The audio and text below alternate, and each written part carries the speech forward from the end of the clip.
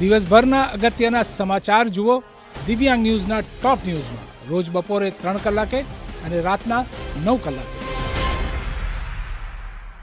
નમસ્કાર દર્શક મિત્રો, હું છું અમીશા। આપ જોઈ રહ્યા છો દિવ્યાંગ ન્યૂઝના ટોપ ન્યૂઝ। અરવલ્લી જિલ્લામાં ગઈકાલે સાંજે ફૂંકાયેલું વાવાઝોડું તબાહી લઈને આવ્યું। જિલ્લાના મોડાસા સહિત તમામ તાલુકાઓમાં ફૂંકાયેલા વાવાઝોડાને પગલે નુકસાનીના દ્રશ્યો સામે આવ્યા। જિલ્લામાં ફૂંકાયેલા ભારે વાવાઝોડાથી મોડાસાના સાકરિયા ગામે ભારે નુકસાન જોવા મળ્યું।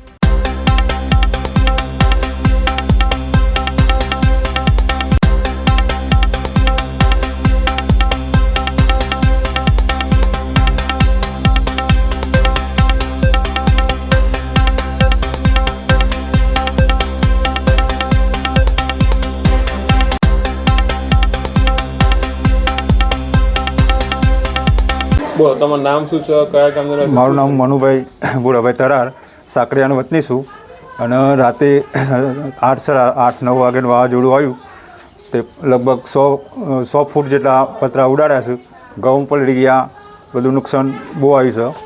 આખા ગામમાં નુકસાન બહુ આવ્યું છે। એમ તમારું શું નુકસાન થયું છે? અમારા પતરા ઉડી ગયા, 100 ફૂટ ખેતરમાં જઈને પડ્યા છે અને બધા દોડધામ થઈ ગઈ હતી અને ઘઉં બહુ બધા પલળી ગયા હતા। 5-6 હાથ કટ્ટા ઘઉં હતા, પલળી ગયા છે। એટલે તમારી શું અપેક્ષા છે? અમારી અપેક્ષા છે કે કોઈ સહાય આલો તો સારું, એમ મદદ કરવી જરૂરી છે એમ। અને આગળ પાછળ કોઈ છે નહીં સાહેબ, એટલે આટલી નમ્ર વિનંતી છે મારી એમ। હવામાન વિભાગની આગાહીને પગલે અરવલ્લી જિલ્લામાં મોડી સાંજે ભારે પવન ફૂંકાયો।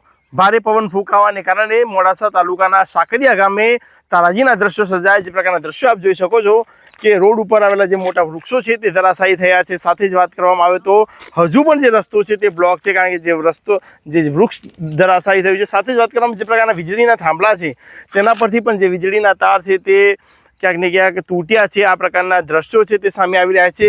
સાકરિયા ગામની વાત કરવામાં આવે તો ભારે જે તારાજી છે તે સર્જાઈ છે, વૃક્ષો ધરાશાયી થયા છે। સાથે જ જે ઘરના અને જે દુકાનોના જે પતરા છે, સાથે જ જે વોલ છે તે પણ ધરાશાયી થયા હોવાના જે દ્રશ્યો કેમેરામાં સામે આવ્યા છે। ત્યારે મોડી સાંજે ફૂંકાયેલું જે વાવાઝોડું છે તે તારાજી લઈને આવ્યું હોય તે પ્રકારના દ્રશ્યો અરવલ્લી જિલ્લામાં જોવા મળ્યા। ઋતુલ પ્રજાપતિ, દિવ્યાંગ ન્યૂઝ, અરવલ્લી।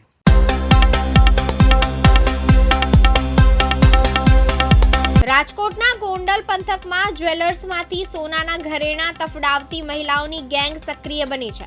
ગોંડલ તાલુકાના દેરડી ગામે જ્વેલર્સના શોરૂમમાંથી ચોરી કરતી મહિલાઓનું સીસીટીવી સામે આવ્યું।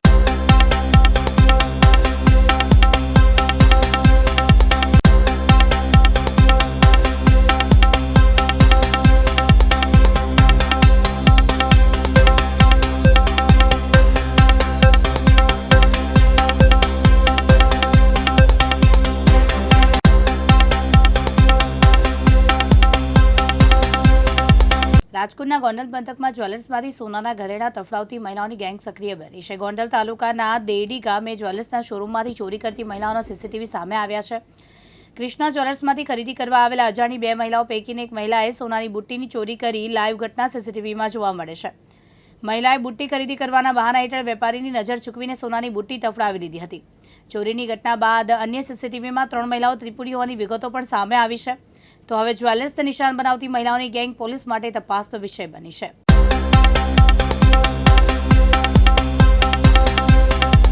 જામનગરમાં એક રિક્ષા ચાલક સાથે થયેલા લૂંટેરી દુલ્હન પ્રકરણમાં પોલીસે 2 વચેટિયાની ધરપકડ કરી છે। આ કેસમાં જામનગરના યુનુસભાઈ મંસૂરી અને કાલાવડની મુમતાજબેન અજીતભાઈની અટકાયત કરવામાં આવી છે। બંને પાસેથી કુલ 30,000 રૂપિયાની રોકડ રકમ જપ્ત કરવામાં આવી છે।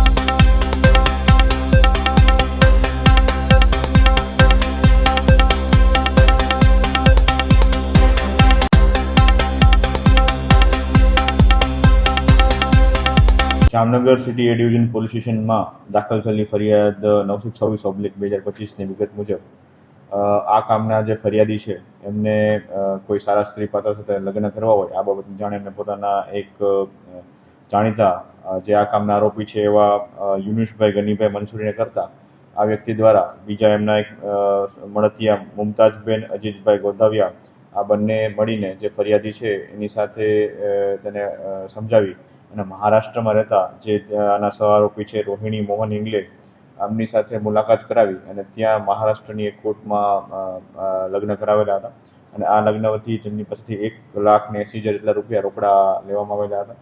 ત્યારબાદ લગ્ન કરીને જામનગર પરત ફરેલા હતા અને જામનગરમાં જ્યારે આ વ્યક્તિ છે ફરિયાદી એમની સાથે એક દિવસ અહીંયા રહી અને બીજા દિવસે આ બેન જે જતા રહેલા છે તો આ બાબતની ફરિયાદ તેની સાથે છેતરપિંડી થયેલી હોય એ બાબતની ફરિયાદ આ 3 આરોપી યુનુસભાઈ ગનીભાઈ બંસુરી, મુમતાજબેન અજીઝભાઈ ગોંધવિયા અને રોહિણીબેન મોહન હિંગલે આ 3 આરોપી વિરુદ્ધ સિટી એ ડિવિઝન પોલીસ સ્ટેશનમાં દાખલ થયેલી છે અને જે અહીંયાના 2 લોકલ આરોપી છે યુનુસભાઈ અને મુમતાજબેન આ બંનેને સિટી એ ડિવિઝન પોલીસ સ્ટેશન દ્વારા અટક કરવામાં આવેલા છે અને આગળની કાર્યવાહી ચાલુ છે. તેમજ ત્રીજા એક અન્ય આરોપી જે રોહિણી બેન છે એમની અટક કરવાની બાકી છે અને તેના માટે હાલ તજવીજ ચાલુ છે.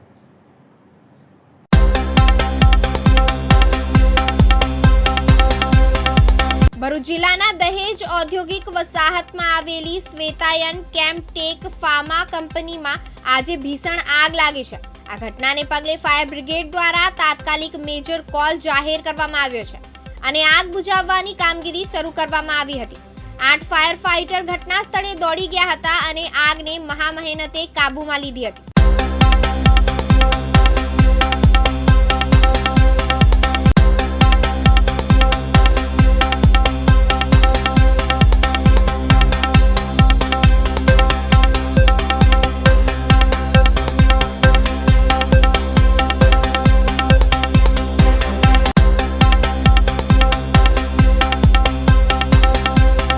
ભરૂચ જિલ્લાના દહેજ ઔદ્યોગિક વસાહતમાં આવેલી શ્વેતાસઈ કેમિકલ ટેન્ક ફાર્મા કંપનીમાં ભીષણ આગ લાગી હતી. આ ઘટનાના પગલે ફાયર બ્રિગેડ દ્વારા તાત્કાલિક મેજર કોલ જાહેર કરવામાં આવ્યો. આગ બુઝાવવાની કામગીરી શરૂ કરવામાં આવી. 8 ફાયર ફાઇટર ઘટના સ્થળે દોડી ગયા અને આગને મહામહેનતે કાબૂમાં લીધી. આગ લાગવાની જાણ થતાં ફાયર બ્રિગેડના લશ્કરો ઘટના સ્થળે દોડી ગયા અને આગને બુઝાવવા માટે કામગીરી શરૂ કરી હતી. આગના કારણે કંપનીના કેટલાક ભાગોમાં ભારે નુકસાન થયોની પ્રાથમિક માહિતી છે. આગના ધુમાડાના ગોટે ગોટા દૂરથી દેખાતા જેનાથી આસપાસના વિસ્તારોમાં પણ ચિંતાનો માહોલ સર્જાયો છે. આગ કાબૂમાં આવી જતાં હાલ ફાયર બ્રિગેડમાં કુલિંગની પ્રક્રિયા હાથ ધરવામાં આવી છે. આગની ગંભીરતા જોતા પોલીસ અને અન્ય સંબંધિત અધિકારીઓ પણ તાત્કાલિક ઘટના સ્થળે પહોંચ્યા. અધિકારીઓએ પરિસ્થિતિનું નિરીક્ષણ કર્યું અને આગને કાબૂમાં લેવા માટે ફાયર બ્રિગેડને જરૂરી માર્ગદર્શન આપ્યું હતું.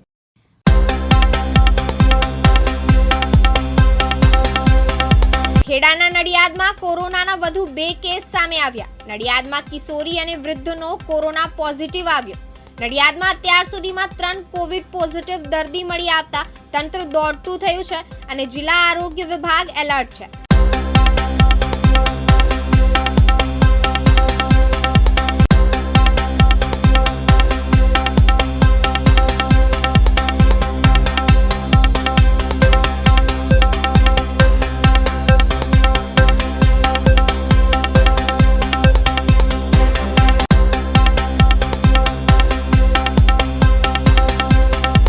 ખેડાના નડિયાદમાં કોરોનાના વધુ 2 કેસ નોંધાયા છે. નડિયાદમાં કિશોરી અને વૃદ્ધનો રિપોર્ટ પોઝિટિવ આવ્યો છે. નડિયાદમાં અત્યાર સુધીમાં 3 કોવિડ પોઝિટિવ દર્દી મળી આવતા તંત્ર દોડતું થયું છે. જિલ્લાના આરોગ્ય વિભાગ એલર્ટ પર છે. જોકે ફરી એકવાર કોરોનાએ દસ્તક દેતા રાજ્ય સહિત જિલ્લામાં આરોગ્ય તંત્ર સાબદું બન્યું છે. સિવિલ હોસ્પિટલ અને ND દેસાઈ હોસ્પિટલમાં કોવિડ વોર્ડ તૈયાર કરવાની સાથે પરીક્ષણ સાથેના સાધનો તૈયાર કરાયા છે. જિલ્લા આરોગ્યની તમામ તૈયારીઓ વચ્ચે ગુરુવારે 8 માસની બાળકીને કોરોના પોઝિટિવ આવતા ખાનગી હોસ્પિટલમાં સારવાર માટે ખસેડવામાં આવ્યા છે.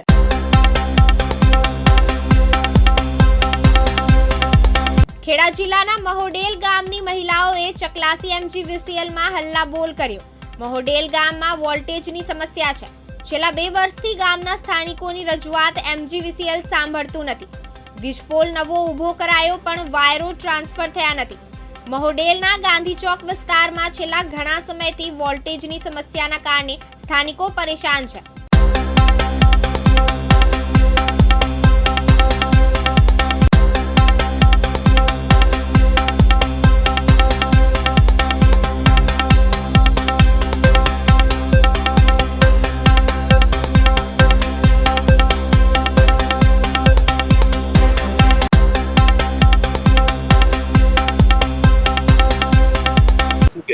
મારું નામ વિરલ ભટ્ટ છે.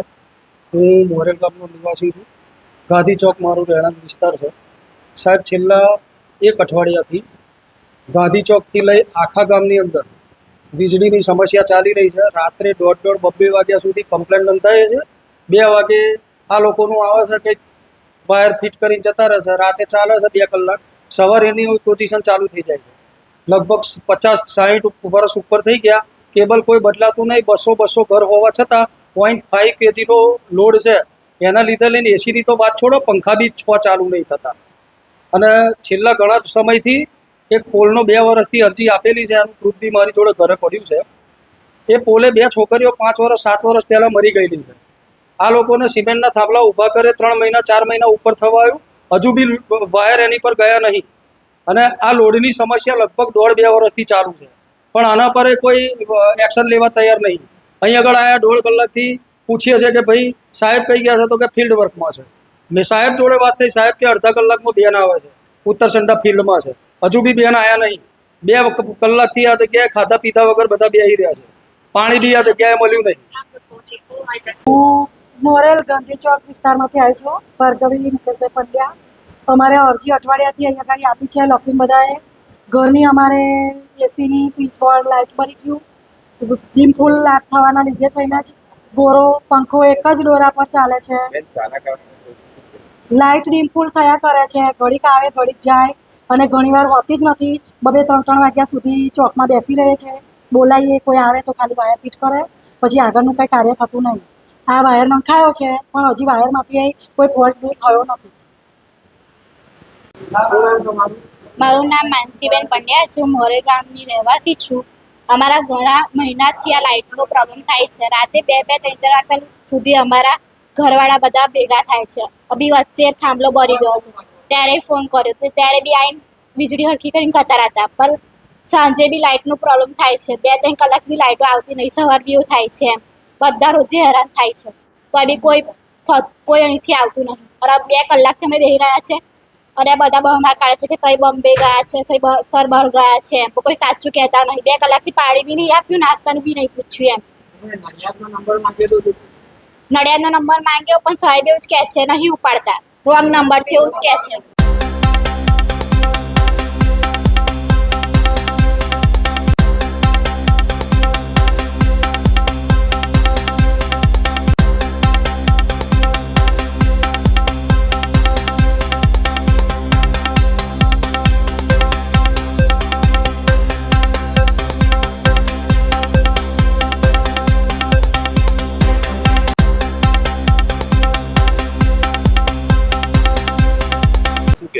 મારું નામ વિરલ ભટ્ટ છે. હું મોરેલ ગામનો નિવાસી છું. ગાંધી ચોક મારું રહેણાંક વિસ્તાર છે.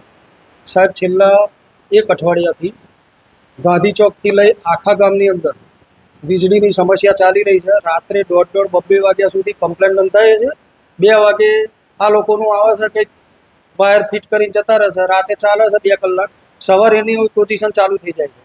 લગભગ 50-60 વર્ષ ઉપર થઈ ગયા. કેબલ કોઈ બદલાતું નહીં. 200 ઘર હોવા છતાં 0.5 kgનો લોડ છે. એના લીધે લઈને એસીની તો વાત છોડો, પંખા બી 6 ચાલુ નહીં થતા. અને છેલ્લા ઘણા સમયથી એક પોલનો 2 વર્ષથી અરજી આપેલી છે. એનું પ્રૂફ બી મારી જોડે ઘરે પડ્યું છે. એ પોલે 2 છોકરીઓ 5 વર્ષ 7 વર્ષ પહેલાં મરી ગયેલી છે. આ લોકોને સિમેન્ટના થાંભલા ઊભા કરે 3 મહિના 4 મહિના ઉપર થવા આવ્યું. હજુ બી વાયર એની પર ગયા નહીં. અને આ લોડની સમસ્યા લગભગ 1.5-2 વર્ષથી ચાલુ છે. પણ આના પર કોઈ એક્શન લેવા તૈયાર નહીં. અહીં આગળ આવ્યા 1.5 કલાકથી પૂછીએ છીએ કે ભાઈ સાહેબ કઈ ગયા છે, તો કે ફિલ્ડ વર્કમાં છે. મેં સાહેબ જોડે વાત થઈ. સાહેબ કે અડધા કલાકમાં બેન આવે છે, ઉત્તર સંડા ફિલ્ડમાં છે. હજુ બી બેન આવ્યા નહીં. 2 કલાકથી આ જગ્યાએ ખાધા પીધા વગર બધા બેસી રહ્યા છે. પાણી બી આ જગ્યાએ મળ્યું નહીં. હું મોરેલ ગાંધી ચોક વિસ્તારમાંથી આવી છું. ભાર્ગવી મુકેશભાઈ પંડ્યા. અમારે અરજી અઠવાડિયાથી અહીંયા આગળ આપી છે. લખીને બધાએ ઘરની અમારે એસીની સ્વિચ બોર્ડ લાઇટ મરી ગયું. ડીમ ફૂલ લાટ થવાના લીધે થઈને જ ગોરો પંખો એક જ દોરા પર ચાલે છે. લાઇટ ડીમ ફૂલ થયા કરે છે. ઘડીક આવે ઘડીક જાય અને ઘણીવાર હોતી જ નથી. 2-3 વાગ્યા સુધી ચોકમાં બેસી રહે છે. બોલાવીએ કોઈ આવે તો ખાલી વાયર ફિટ કરે, પછી આગળનું કંઈ કાર્ય થતું નહીં. આ વાયર નંખાયો છે પણ હજી વાયરમાંથી કોઈ ફોલ્ટ દૂર થયો નથી. મારું નામ માનસીબેન પંડ્યા છે. હું મોરે ગામની રહેવાસી છું. અમારા ઘણા મહિનાથી આ લાઇટનો પ્રોબ્લેમ થાય છે. રાતે 2-3 વાગ્યા સુધી અમારા ઘરવાળા બધા ભેગા થાય છે. અભી વચ્ચે થાંભલો બળી ગયો હતો ત્યારે ફોન કર્યો તો ત્યારે બી આવીને વીજળી હરખી કરીને કરતા હતા. પણ સાંજે બી લાઇટનો પ્રોબ્લેમ થાય છે. 2-3 કલાક સુધી લાઇટો આવતી નહીં. સવાર બી એવું થાય છે. એમ બધા રોજે હેરાન થાય છે. તો બી કોઈ અહીંથી આવતું નહીં. અને 2 કલાકથી અમે બેસી રહ્યા છે અને બધા બહાના કાઢે છે કે સહી બોમ્બે ગયા છે, સહી સર બહાર ગયા છે. એમ કોઈ સાચું કહેતા નહીં. 2 કલાકથી પાણી બી નહીં આપ્યું, નાસ્તાનું બી નહીં પૂછ્યું. એમ નડિયાદનો નંબર માંગ્યો પણ સાહેબ એવું જ કહે છે નહીં ઉપાડતા, રોંગ નંબર છે એવું જ કહે છે.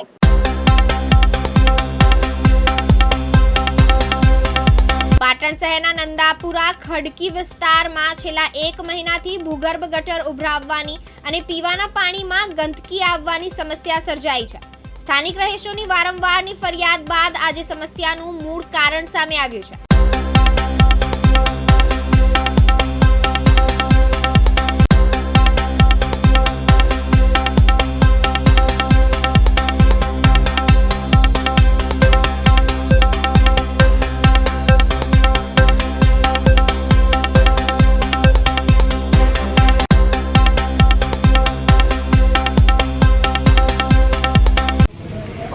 નંદાપુરાની ખડકીની અંદર જે ગંદુ પાણી આવતું હતું એના લીધે અમે એક અરજી આપી હતી અને મૌખિક રજૂઆત કરી હતી અને ભરત ભાટિયાને 2 વખત અમે રજૂઆત કરી હતી. તો આજે રવિવારે અત્યારે પાટણ નગરપાલિકાની પાઇપ બદલાય છે અને ગંદુ પાણીનો નિકાલ કરવા મથી રહ્યા છે. પાણીનું જે આપણે જે પાણીની જે પાઇપ રહી ને એ લીકેજના કારણે બોલો જીઓ કંપનીની 3 લાઇનની ડેમેજના કારણે અત્યારે કામગીરી ચાલુ છે. શું નામ આપનું? હરગોવિંદભાઈ બી પરમાર. નગરપાલિકાએ કીધું કે હવે આ પાઇપ એ લોકો નવી બદલે છે. અમારે પાઇપ બદલવાની રજૂઆત જ હતી. જે હયાત રોડ ઉપર ભૂગર્ભ જે કામગીરી ચાલી રહી છે એ સત્તાધારી પાર્ટી એ વિકાસની કામગીરી કહે છે, પણ ખરેખર આ વિનાશની કામગીરી છે.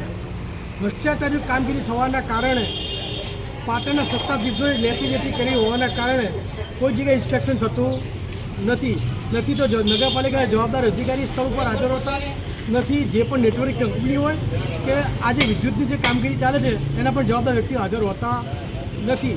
જેમ તેમ કામગીરી કરવાના કારણે આ 2 જવાબદાર કંપનીઓ ભૂગર્ભની અંદર પાટણ નગરપાલિકાની મુખ્ય પીવાની પાણીની પાઇપલાઇનો હોય, મુખ્ય ભૂગર્ભ ગટરના કનેક્શનો તોડી નાખે છે. આ જે કનેક્શનો તોડી નાખે છે એની ખરેખર જાણ અંદાજે 6 થી 7 મહિના પછી થાય છે. મારા વોર્ડ નંબર 8 નંદાપુરાની ખડકીમાં છેલ્લા 1 મહિનાથી ભૂગર્ભ ગટરનું પાણી રોજે રોજ ઉભરાતું હતું.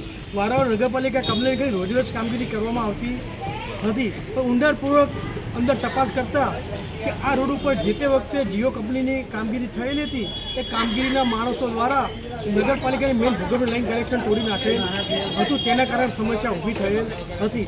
પાટણ નગરપાલિકાના ચીફ ઓફિસર, બાંધકામ એન્જિનિયર, ભૂગર્ભના એન્જિનિયર અને નગરપાલિકાના ભૂગર્ભના કોન્ટ્રાક્ટરને જાણ કરતાં તમામે જીઓ કંપનીને સંકલનમાં લઈ આજે કામગીરી પૂર્ણ કરેલ છે.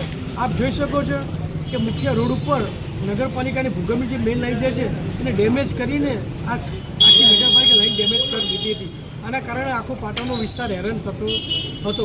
મારા આપણા માધ્યમથી કહેવું છે કે આ પાટણ શહેરમાં જ્યાં પણ કનેક્શનની કામગીરી આપો તેનું વ્યક્તિગત દેખરેખ રાખો, જેથી આ કંપનીવાળા ભવિષ્યમાં કોઈ આવા નુકસાન કરે નહીં. આ જે નુકસાન થાય છે એની કામગીરી 6 મહિના પછી ખબર પડે છે કે ભૂગર્ભમાં આટલું નુકસાન થયેલું છે. આપણા માધ્યમથી પુનઃ મારી વિનંતી છે કે આ જે પણ કામગીરી કે થાય છે એ જીઓ કંપની હોય, વીજ કંપની હોય કે નગરપાલિકા, તમે સંયુક્ત ત્યાં પોતે જો દિશા નિર્દેશ કરીને તપાસ કરવામાં આવે તો આવી સમસ્યા અને પાટણની પ્રજાનો ભોગ ઓછો બને.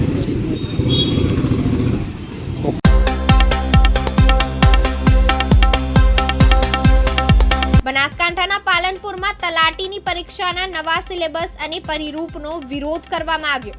પાલનપુરમાં વિદ્યાર્થીઓએ કલેક્ટર કચેરીએ આવેદનપત્ર આપી વિરોધ નોંધાવ્યો. તલાટીની પરીક્ષા જીપીએસસી સમકક્ષ બનાવી દેતા વિદ્યાર્થીઓ નારાજ થયા.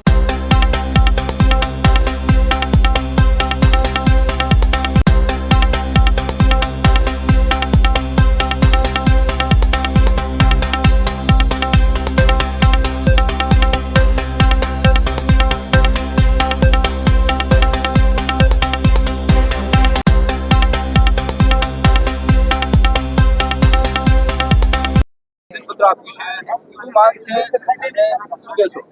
આજે અમે બનાસકાંઠાના બધા વિદ્યાર્થીઓ ભેગા થઈને કલેક્ટર કચેરી જે આવેદનપત્ર આપવા આવ્યા છીએ. અમારી એક જ માંગ છે કે જે તલાટીની પરીક્ષા પહેલા જે 12મા ધોરણ ઉપર હતી એ હાલે ગ્રેજ્યુએશન ઉપર લઈ ગયા. એ તો ઠીક છે, ગ્રેજ્યુએશન ઉપર બરોબર છે, પણ જે 26,000 પગારની અંદર જે 350 માર્ક્સની જે મેન્સ પરીક્ષા છે, લેખિત પરીક્ષા છે, એ અમને યોગ્ય નથી. કારણ કે આગળ જે એન્જિનિયરની પરીક્ષા છે એની અંદર 49,000 પગાર છે, છતાં પણ એની અંદર MCQS બેઝ પરીક્ષા છે. તો અમારે બધા વિદ્યાર્થીઓની એક જ માંગ છે કે તલાટીની પરીક્ષા છે એ MCQS બેઝ ઉપર કરે, આ લેખિત પરીક્ષા રદ કરે. દરેક વિદ્યાર્થીને અન્યાય થવો જોઈએ. સરકાર એમ કહેતી હતી કે અમે છેવાડાના વિદ્યાર્થીઓને ન્યાય આપીશું, પણ હાલ છેવાડાનો વિદ્યાર્થી કે જેના પાસે ચોપડી લાવવાના પૈસા નથી એ આટલો એમ કે ક્લાસીસના ખર્ચો ઉઠાવી શકે એમ નથી. અને હાલની આ પરીક્ષા કે કોઈ ક્લાસીસ વગર વિદ્યાર્થી પાસ કરી શકે તે મુશ્કેલ છે. એના માટે અમે સરકારને એટલી જ માંગ છે કે MCQS બેઝ આધારિત પરીક્ષા રાખે કે જે ક્લાસ 3 લેવલની છે. આ તો જે GPSC લેવલનો અભ્યાસક્રમ મૂકી દીધો છે અને ક્લાસ 3 લેવલનો પગાર આપ્યો છે અને 1900 ગ્રેડ પેમાં અમને આ મંજૂર નથી. આગામી દિવસોમાં કેવી રણનીતિ છે? આગામી દિવસોમાં એ રણનીતિ છે કે જો અમારે આ આવેદનપત્ર આપીએ છીએ, સરકારને રજૂઆત કરીએ છીએ, સરકાર કોઈ આના પ્રત્યે કોઈ પ્રતિભાવ નહીં આપે તો અમે ગાંધી ચિંધ્યા માર્ગે આગળ ઉગ્ર આંદોલન કરવા પણ તૈયાર છીએ. મારું નામ નયન પંચાલ. રવિભાઈ, આજે અહીંયા તમે આવેદનપત્ર આપ્યું છે, શું માંગ છે ને શું અત્યારે ચેન્જ કર્યું છે? સરકાર દ્વારા વારંવાર વિદ્યાર્થીઓ સાથે એમના ભવિષ્ય સાથે છેડા થાય એવા કાર્યક્રમો વારંવાર આપે જ જાય છે. તલાટીની પરીક્ષાની વાત કરીએ તો પહેલાં ધોરણ 12 ઉપર હતી, 100 માર્ક્સનું એક MCQ પેપર હતું. એ પરીક્ષાથી હજારો તલાટીઓની ભરતી થઈ છે, એમાં કેટલા ગોટાળા બી થયા છે, પણ એ બાબતે પણ વિદ્યાર્થીઓ ચૂપ રહ્યા. એના પછી સરકારને એવું લાગ્યું કે વિદ્યાર્થીઓ કંઈ બોલી શકે એમ નથી, તો વિદ્યાર્થીઓનું જે 12મા ધોરણની પરીક્ષા હતી એ કરી નાખી ગ્રેજ્યુએશન ઉપર, જેથી સરકારને જે 10 લાખ 12 લાખ 15 લાખ જે ફોર્મ ભરાતા હતા એ ફોર્મમાં ઘટાડો થાય અને સરકાર એવું કહી શકે કે આ અમારી આ સફળતા છે કે જો હવે ફોર્મ ભરાતા નથી. તો પણ એવું થયું કે ગ્રેજ્યુએશન ઉપર પણ ઘણા બધા બેરોજગાર વિદ્યાર્થીઓ તો રોજગારી સરકાર આપી નથી શકી, તો વિદ્યાર્થીઓ એ પણ કબૂલ કરી અને તૈયારીઓ ચાલુ કરી. હવે એ તૈયારીમાં પણ વિદ્યાર્થીઓ સવારના 7 વાગ્યાથી લઈ અને રાત્રે 12 વાગ્યા સુધી રીડિંગ કરે અને તૈયારી કરતા હોય, એવામાં સરકાર પાછી ઊભી થઈ અને GPSCનો જે સિલેબસ હોય એવો તલાટીની અંદર 1900 રૂપિયા ગ્રેડ પેમાં, GPSCની પરીક્ષા તમે લો છો 4244 ગ્રેડ પે ક્લાસ 1-2નો, અહીંયા 1900 ગ્રેડ પે અને એની અંદર 350 માર્ક્સનું લેખિત પરીક્ષા. હું ચેલેન્જ મારું છું સરકાર, તમારા કોઈ અધિકારીને બેસાડો કે 100 માર્ક્સનું ઇંગ્લિશનું પેપર લખીને બતાવી દે. GPSCમાં ગણિતને આગળ લેતા નથી, મેઇન્સમાં અહીંયા ગણિતને આગળ લીધું છે, SSનું 150 માર્ક્સનું પેપર લીધું છે અને એ સિવાય પણ 150 માર્ક્સનું જે આગળ OMR છે એના માર્ક્સ પેલામાં નહીં ગણાય. SC ST OBC જનરલ બધાય 400 રૂપિયા 500 રૂપિયા ફી ભરવાની અને 40% માર્ક્સ ના લાવે તો તમારા પૈસા ગયા. મતલબ બધી રીતે સરકાર ચૂસવા બેઠી છે. પૈસા બી જોઈએ છે, OMRના માર્ક્સ બી નહીં ગણાય અને લેખિત પરીક્ષા લેવી છે. એટલે એમને જો ભવિષ્યમાં કોઈ ગોટાળા જેમાં GPSCમાં ગોટાળા થયા એમ પૈસા લઈ અને એમના કેન્ડિડેટ પાસ કરવાનું કારસ્તાન ઘડ્યું છે. વિદ્યાર્થીઓ કોઈ સંજોગોમાં આ કારસ્તાન એમનું સફળ નહીં થવા દે. બનાસકાંઠાના પાલનપુરના વિદ્યાર્થીઓ આજે આંદોલનના માર્ગે ચાલ્યા છે. પહેલાં આવેદનપત્ર આપ્યું છે અને જો સરકાર અમારી વાત નથી સાંભળતી તો અમે ગાંધી ચિંધ્યા માર્ગે આગળ આંદોલન કરીશું. વિદ્યાર્થીઓની માંગ લઈને એટલું કહેવામાં આવે છે કે આ જે ગ્રેજ્યુએશન પર પરીક્ષા લે છે 1900ના ગ્રેડ પેર પર, અને આ લોકો સરકાર એવી માંગ લે છે કે 46,000 50,000 પગારદારી વાળો વ્યક્તિ 26,000માં નોકરી કરે, એ બિલકુલ મંજૂર નથી. કોઈ બી વિદ્યાર્થીને કોઈ બી મંજૂર નથી. તમારી શું માંગ છે? અમારી માંગ એટલી જ છે કે જે આ 350 માર્ક્સની જે પરીક્ષા છે જે એ MCQ આધારિત લેવાય, જે લેખિત પરીક્ષા છે. આજે અહીંયા આવેદનપત્ર આપ્યું છે, શું રજૂઆત? અમારી એ રજૂઆત છે કે આ સરકારે પહેલાં મતલબ તલાટીની પરીક્ષા હતી તો પહેલાં 12 પાસ ઉપર હતી અને હવે ગ્રેજ્યુએશન ઉપર લઈ ગયા, તો એમાંથી અમારે કંઈ વાંધો નથી. પણ આ 1900ના ગ્રેડ પેના લીધે અમે અને એમાં પાછી 350 માર્ક્સની લેખિત પરીક્ષા લે એ યોગ્ય ના ગણાય. એના માટે અમે બધા રજૂઆત કરવા આવ્યા છીએ. શું માંગ છે?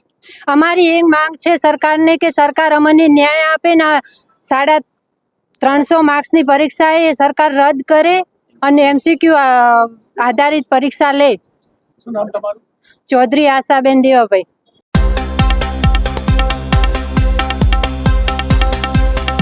અમરેલી જિલ્લાના ઝરખિયા ગામના યુવાનની હત્યાનો મામલો 4 દિવસ બાદ પણ નિલેશ રાઠોડ નામના યુવાનની લાશ સ્વીકારવામાં આવી નથી. સાવરકુંડલા માર્કેટિંગ યાર્ડ નજીક દ્વારકાધીશ દુકાન પર નમકીનનું પેકેટ લેવા ગયા હતા ત્યારે બેટા શબ્દ કહેવાના કારણે અનુસૂચિત સમાજના યુવક ઉપર હુમલો કરવામાં આવ્યો હતો, જેમાં નિલેશ રાઠોડનું સારવાર દરમિયાન ભાવનગર સિવિલ હોસ્પિટલમાં મોત થયું હતું.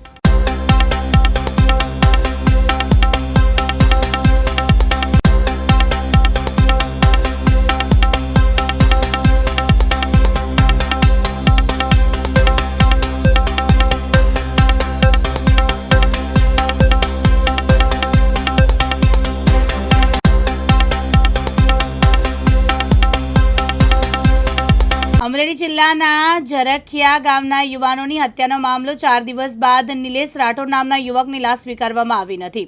સાવરકુંડલા માર્કેટિંગ યાર્ડ નજીક દ્વારકાધીશ દુકાન ઉપર નમકીનનું પેકેટ લેવા ગયા હતા ત્યારે બેટા શબ્દ કહેવાના કારણે અનુસૂચિત સમાજના યુવક ઉપર હુમલો કરવામાં આવ્યો, જેમાં નિલેશ રાઠોડનું સારવાર દરમિયાન ભાવનગર સિવિલમાં મોત થયું. બનાવના પગલે છેલ્લા 4 દિવસથી જિજ્ઞેશ મેવાણી સમાજના આગેવાનો તેમજ પરિવારને ન્યાય માંગ સાથે સરકારી હોસ્પિટલ ખાતે બેઠા છે. પરિવારજનોની માંગ છે કે આરોપીઓ ઉપર ગુસ્સીટોક દાખલ કરવામાં આવે, ગેરકાયદેસર મિલકત ઉપર ડિમોલિશન કરવામાં આવે, ભોગ બનનારને પસંદગીના સરકારી વકીલ આપવામાં આવે, મૃતકના પરિવારજનોને સરકારી જમીન ફાળવવામાં આવે તેવી માંગ કરાઈ છે.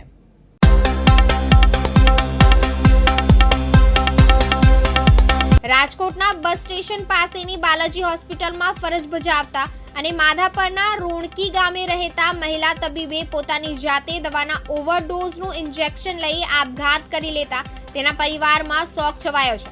પોલીસે આપઘાતનું કારણ જાણવા કાર્યવાહી કરી છે.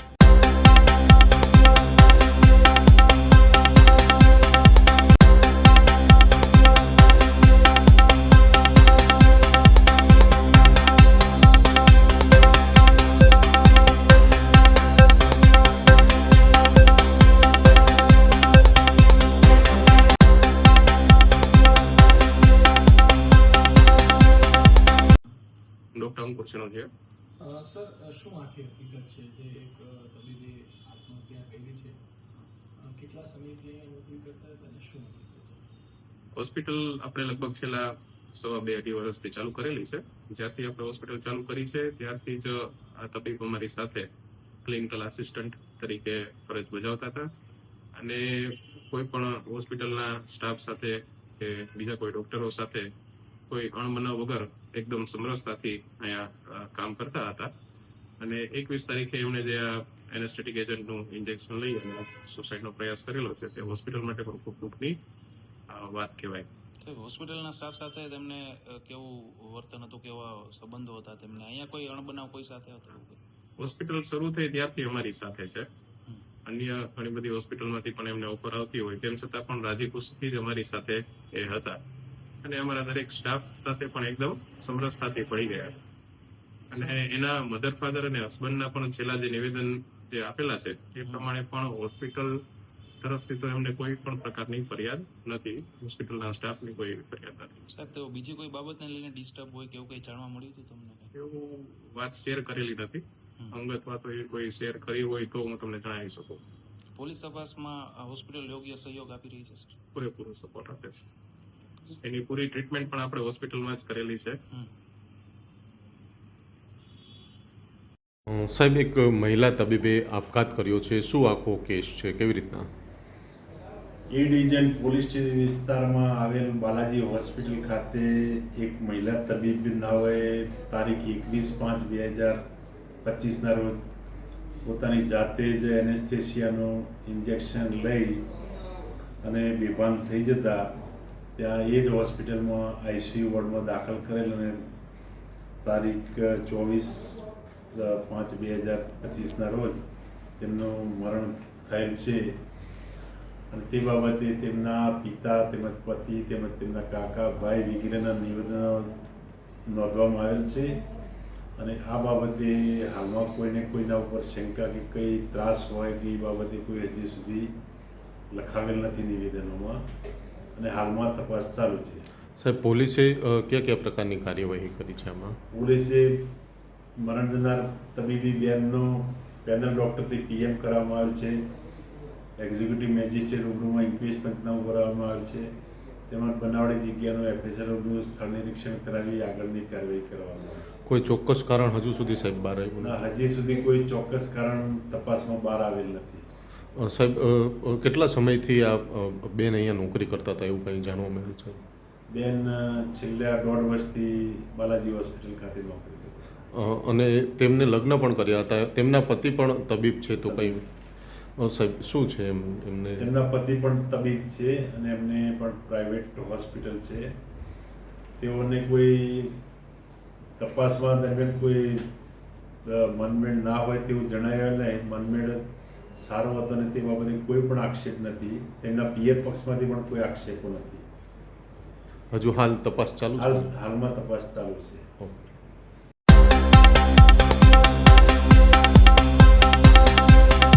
રાજકોટમાં બનેલી ટીઆરપી ગેમ ઝોનની ઘટનાનો મામલો. એ દુઃખદ ઘટનાને 1 વર્ષ પૂર્ણ થયું.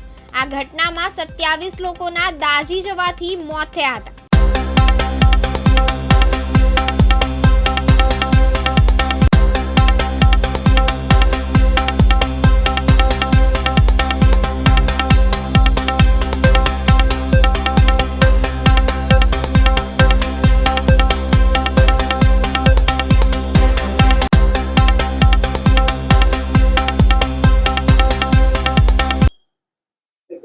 વાત કરીએ ટીઆરપી ગેમ ઝોનની, 1 વર્ષ પૂરું થયું છે.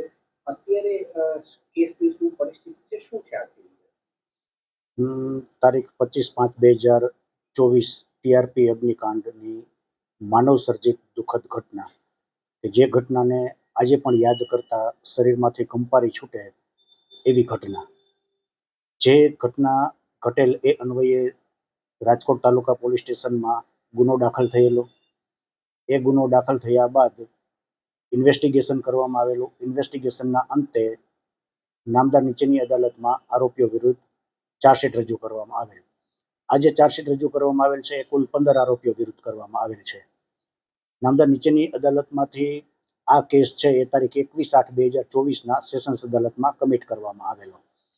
નામદાર સેશન્સ અદાલતમાં પ્રથમ મુદત 31/8/2024 હતી અને આજે 23/5/2025 મુદત હતી. આ કુલ મુદતો નામદાર સેશન્સ અદાલતમાં અત્યાર સુધીમાં 23 મુદતો પડેલી છે. આ જે તહોમત છે કુલ 15 આરોપીઓ વિરુદ્ધનો. આ 15 આરોપીઓ પૈકી મહાનગરપાલિકાના 5 આરોપીઓ, ફાયર ડિપાર્ટમેન્ટના 3 આરોપીઓ, એ ઉપરાંત વેલ્ડિંગવાળા, એ ઉપરાંતના સ્થાનિક જગ્યાના માલિકો જેને કોન્ટ્રાક્ટ છે, ભાડા કરાર, એ ભાડા કરારો, એ લોકો બધાને થઈ અને કુલ 15 આરોપીઓને અટક કરવામાં આવેલા. આ 15 આરોપીઓમાંથી કુલ 4 આરોપીઓ છે એ જામીન મુક્ત થયેલ છે અને 11 આરોપીઓ છે એ આજની તારીખે બિહાઇન્ડ ધી બાર છે. આ કેસ કમિટ થયા બાદ આરોપીઓએ નામદાર સેશન્સ અદાલતમાં એડવોકેટ એન્ગેજ કરવાના હોય. આ માટે અવારનવાર આરોપીઓ દ્વારા મુદતો માગવામાં આવેલી અને ટ્રાયલ ચલાવવાની જગ્યાએ કેસ ડિલે કરવામાં આવેલો. નામદાર અદાલતની વારંવારની ટકોરના અંતે 15 આરોપીઓએ એડવોકેટ રોકેલા. ત્યારબાદ જામીનની પ્રોસેસો ચાલેલી, જેમાં નામદાર સેશન્સ અદાલતમાં, નામદાર હાઈકોર્ટમાં બેલ એપ્લિકેશનો ચાલેલી. એ ઉપરાંત પ્રોસિક્યુશન તરફથી આ કેસની અંદર ડ્રાફ્ટ ચાર્જ રજૂ કરી દેવામાં આવેલો. એ ઉપરાંત પોતાનો કેસ પણ ઓપન કરી દેવામાં આવેલો. તેમ છતાં કેસ ચલાવવામાં મદદરૂપ થવાની જગ્યાએ આરોપીઓ તરફથી ડિલે કરવામાં આવતું હતું. એટલે પ્રોસિક્યુશન તરફથી કેસ ડે ટુ ડે ચાલે એના માટેની એપ્લિકેશન આપવામાં આવેલ. એમાં પણ આરોપીઓ તરફથી કોઈ સહકાર આપવામાં આવેલ નથી. તહોમત ફાઇનલ નામદાર અદાલત આરોપીઓ વિરુદ્ધ ફરમાવે એ પહેલા એક પછી એક આરોપીઓ દ્વારા ડિસ્ચાર્જ અરજીઓ ચાલુ કરી દેવામાં આવેલી. એક આરોપીઓ ડિસ્ચાર્જ અરજી કરતા હતા, જેના કારણે નામદાર અદાલત દ્વારા લાલ આંખ કરી અને એવું કહેવામાં આવેલું કે જે આરોપીઓ ડિસ્ચાર્જ અરજી કરવા માંગે છે એક કરી અને નામદાર અદાલતનો કિંમતી સમય વેડફે નહીં અને સ્પીડી ટ્રાયલમાં સહકાર આપે. જેને ડિસ્ચાર્જ અરજી કરવી છે તાત્કાલિક ડિસ્ચાર્જ અરજી ફાઇલ કરી દે, જેથી કરીને એક સાથે સુનાવણી થઈ શકે. આવી ટકોરના અંતે અમુક આરોપીઓ દ્વારા ડિસ્ચાર્જ અરજી ફાઇલ કરવામાં આવેલો. એનું આજની તારીખે દલીલ ચાલુ છે. આજે નામદાર અદાલતમાં મુદત હતી. આજે પણ આરોપીઓ તરફથી ડિસ્ચાર્જ અરજીનું હિયરિંગ કરવામાં નથી આવેલું અને મુદત માગવામાં આવેલ છે.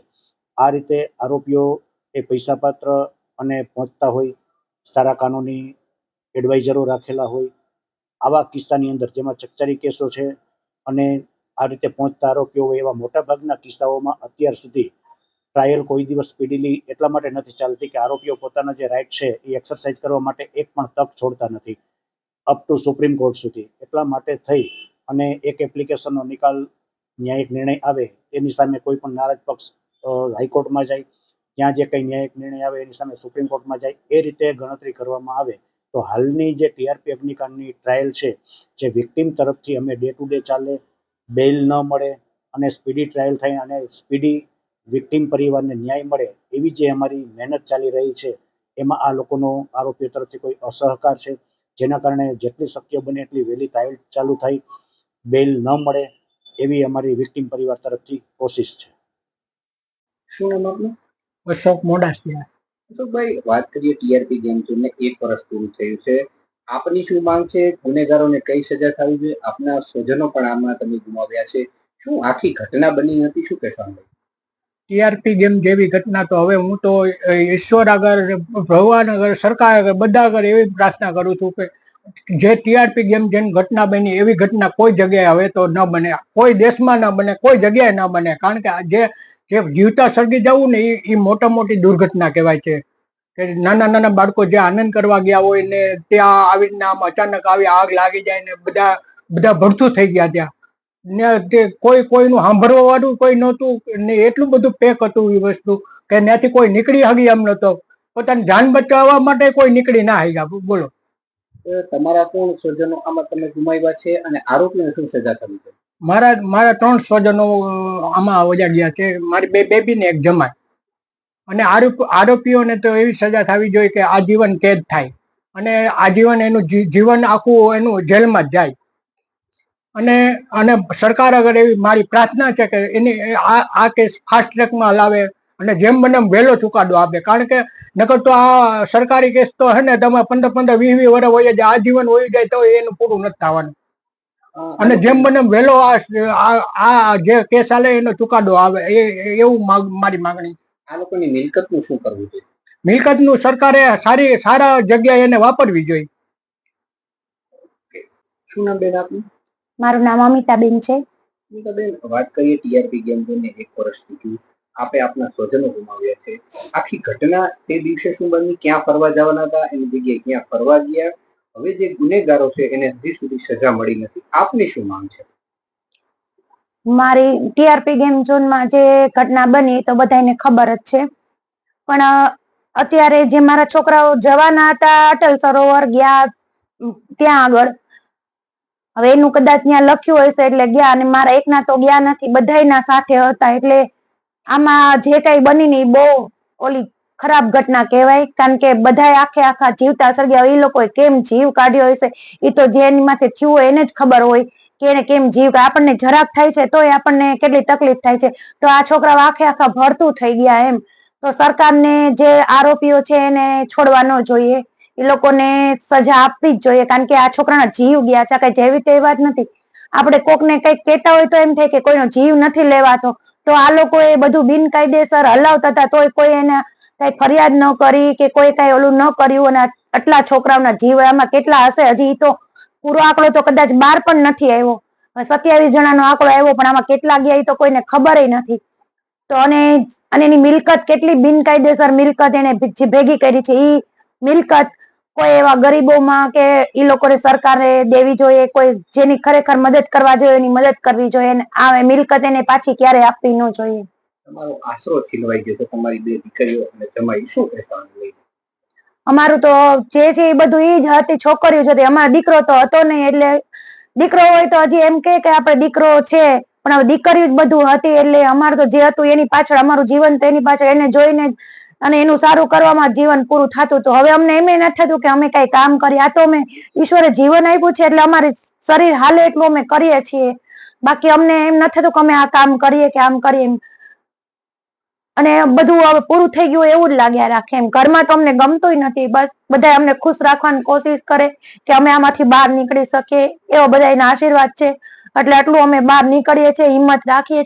બાકી હિંમત તો અમારી છે જ નહીં. હાવ આરોપીઓને શું સજા થવી જોઈએ? આરોપીને તો એને કોઈ દિવસ હવે એને જેમ અમારા છોકરાઓનું જીવન છીનવું છે તો એનું જીવન એવું જ રહેવું જોઈએ. આખી જિંદગી એ પણ ખુશ ન રહી એકવાર જો એને તે આખી જિંદગી જેલમાં ભલે કાઢે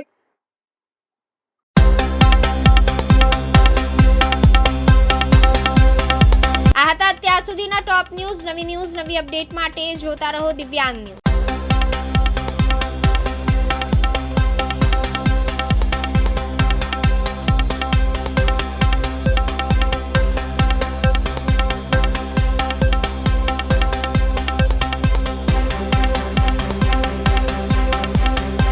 દિવસભરના અગત્યના સમાચાર જુઓ દિવ્યાંગ ન્યૂઝના ટોપ ન્યૂઝમાં રોજ બપોરે 3 કલાકે અને રાતના 9 કલાકે.